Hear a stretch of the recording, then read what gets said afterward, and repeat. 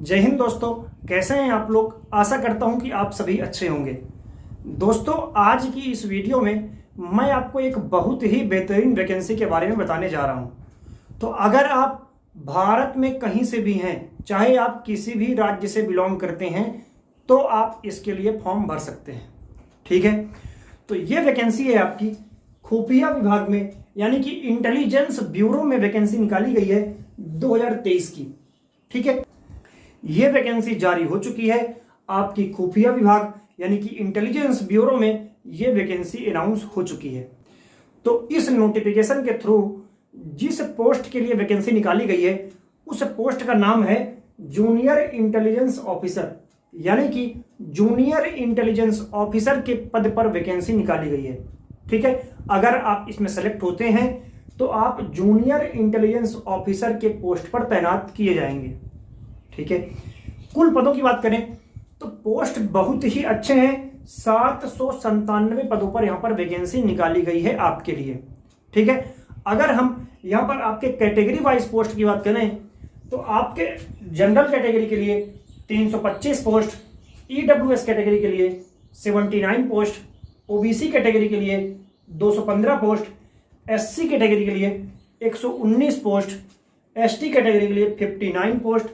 तो इस प्रकार टोटल जो है 797 पदों पर वैकेंसी निकाली गई है। तो अगर हम आगे बात करें आपका कि आवेदन कब से स्टार्ट हो रहे हैं, तो 3/6/2023 यानी कि 3 जून 2023 से आप 23 जून 2023 तक इसके लिए फॉर्म फिलअप कर सकते हैं।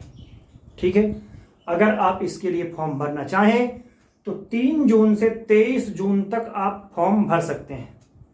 ठीक है, अगर हम बात करें आगे आयु सीमा की कि कितनी उम्र होनी चाहिए आपको इस फॉर्म को भरने के लिए, तो अगर आपकी उम्र 18 साल से 27 साल तक है तो आप इसके लिए फॉर्म भर सकते हैं। लेकिन अगर आप एससी एसटी कैटेगरी से हैं तो 5 साल की छूट, यानी कि आपकी रहेगी 32 साल तक अपर एज। अगर आप ओबीसी कैटेगरी से हैं तो 3 साल की छूट, यानी कि आपकी रहेगी 30 साल तक। 18 साल से 30 साल तक अगर आप ओबीसी वाले हैं तो फॉर्म भर सकते हैं। एसटी एससी वाले 18 साल से 32 साल तक फॉर्म भर सकते हैं। तो अगर आप जनरल कैटेगरी या फिर ईडब्ल्यूएस कैटेगरी से हैं तो आपकी उम्र 18 साल से 27 साल के बीच में होनी चाहिए।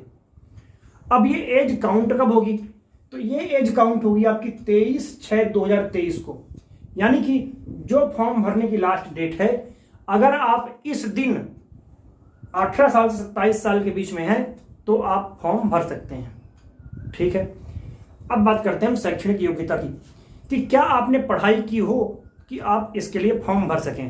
तो देखिए, पहले तो आपने अगर बीएससी किया है, अगर आपने बीएससी किया है किसमें, साइंस विथ इलेक्ट्रॉनिक्स के साथ। ठीक है, साइंस विथ इलेक्ट्रॉनिक्स के साथ अगर आपने बीएससी किया है तो फॉर्म भर सकते हैं। इसके अलावा बीएससी अगर आपने किया है कंप्यूटर साइंस में तो भी आप फॉर्म भर सकते हैं। बीएससी अगर आपने किया है फिजिक्स के साथ तो भी कर सकते हैं, और बीएससी किया है मैथ्स के साथ तो भी आप फॉर्म भर सकते हैं। आपको डिटेल में नोटिफिकेशन आप देख सकते हैं, हमारे टेलीग्राम चैनल पर डाल दिया गया है।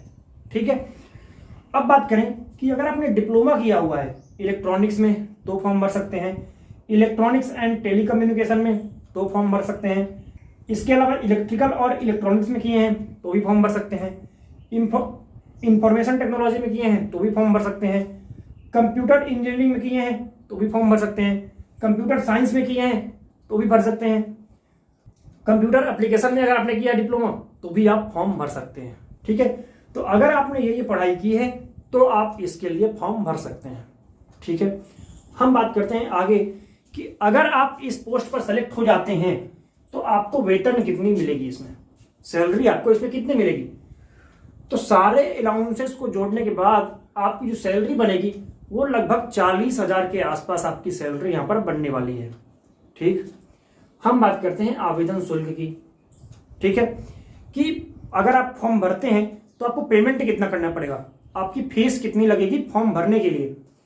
तो अगर आप UR category, OBC category, EWS category से हैं तो आपको 500 रुपए पेमेंट करना होगा। लेकिन अगर आप एसटी या फिर एससी कैटेगरी से हैं तो आपको मात्र 450 रुपये पेमेंट यहाँ पर करना होगा।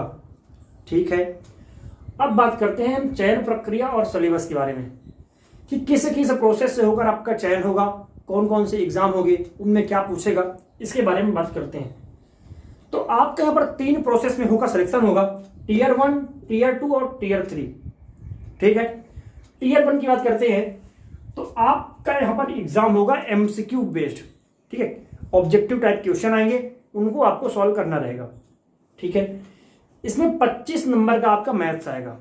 देखिए, पेपर आपका 100 नंबर का होगा, इसमें से 25 नंबर का आएगा मैथ और 75 नंबर का आपका रिलेटेड सब्जेक्ट, जिस सब्जेक्ट से आपने अप्लाई किया है तो उससे रिलेटेड 75 क्वेश्चन आपसे पूछे जाएंगे।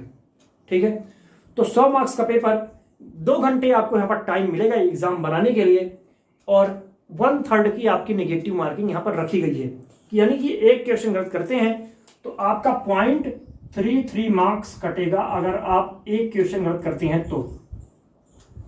ठीक है, इसके बाद अगर आप इसको पास करते हैं तो इसके बाद अगर आप इसको पास करते हैं तो आप जाएंगे टीयर 2 में। टीयर 2 में आपका होगा स्किल टेस्ट, जिस पोस्ट पर वैकेंसी निकाली गई है उससे रिलेटेड यहाँ पर लिया जाएगा स्किल टेस्ट आपका। ठीक है, और ये आपका लगभग 30 मार्क्स का यहाँ पर रहेगा, नोटिफिकेशन में बताया गया है। ठीक है, कि आपके 30 मार्क्स का रहेगा, ये रहेगा 100 मार्क्स का। ठीक है, फिर होगा आपका टीयर 3। तो जब आप टीयर 2 को पास करते हैं तब आपको बुलाया जाएगा टीयर 3 के लिए। ठीक है, जब आप टीयर 2 को पास कर लेंगे तो आप जाएंगे टीयर 3 देने, और टीयर 3 आपका होगा इंटरव्यू, यानी कि पर्सनालिटी टेस्ट, और ये होगा आपका 20 मार्क्स का। ठीक है, तो अब बात करते हैं कि अगर आप इन तीनों प्रोसेस को पास करते हैं, टीयर 1, टीयर 2 और टीयर 3, तो आपका यहाँ पर फाइनल सिलेक्शन हो जाएगा और फिर आपके डॉक्यूमेंट वगैरह चेक कर लिए जाएंगे। ठीक है ना, तो अगर आप इन तीनों प्रोसेस को पास करते हैं तो आप इसमें से एक पोस्ट अपने लिए ले पाएंगे।